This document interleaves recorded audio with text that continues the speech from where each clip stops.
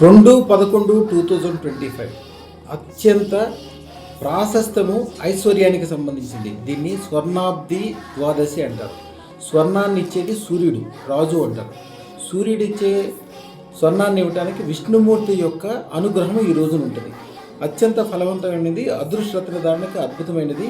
పూర్వం రోజుల్లో ఎర్రటి పువ్వులు, పంచామృతాలు సమర్పించి కుటుంబానికి సంబంధించిన శాంతి, సంపద, సుఖము, పెరుగుదల, గొప్పదనము, రాబోయే కార్యక్రమాల్లో ఆరోగ్యంగా, ఆనందంగా, ఐశ్వర్యవంతంగా ఉండటానికి ఈ రోజున వాడేవాళ్ళు. అందుకని ఈ రోజున అదృష్టరత్నం పెట్టుకోవడం అద్భుతమైనది.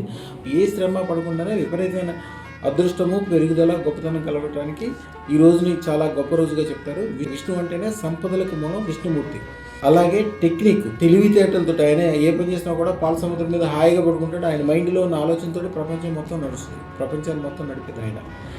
అందుకు అనుగ్రహం కోసం ఈ రోజున అదృష్టరత్నం పెట్టుకోవడం అద్భుతమైన రోజు కాబట్టి అదృష్టరత్నం ఈ రోజు తప్పక ధరించండి. అన్ని రకాల అభివృద్ధి పొందండి.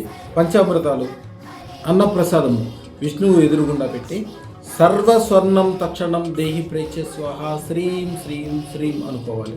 అఖండమైన లక్ష్మీ సంపద కలుగుతుంది. శుభం బియాత్.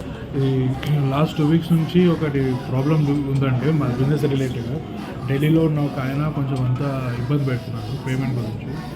అయితే మొన్న ఇది వేసుకున్న వెంటనే ఆయనే ఫోన్ చేసి మనీ గురించి ఇప్పుడు ఏం అవసరం లేదు, మనం పాత మన టర్మ్స్ ఎలా ఉన్నాయి అలాగే కంటిన్యూ చేసుకుందాము, బిజినెస్లో మీకు మాకు డిస్టర్బెన్స్ వద్దు, నేను మీకు సపోర్ట్గా ఉంటాను, మీరు నాకు సపోర్ట్గా ఉండండి అని చెప్పి అది ప్రాబ్లమ్ ఇమ్మీడియట్గానే సాల్వ్ అయిపోయింది.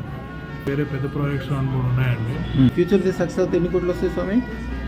నెక్స్ట్ నేను అనుకున్నది సక్సెస్ అయితే ఒక 25 వరకు అయితే అనుకుంటున్నాను. 25 crores వస్తాయి.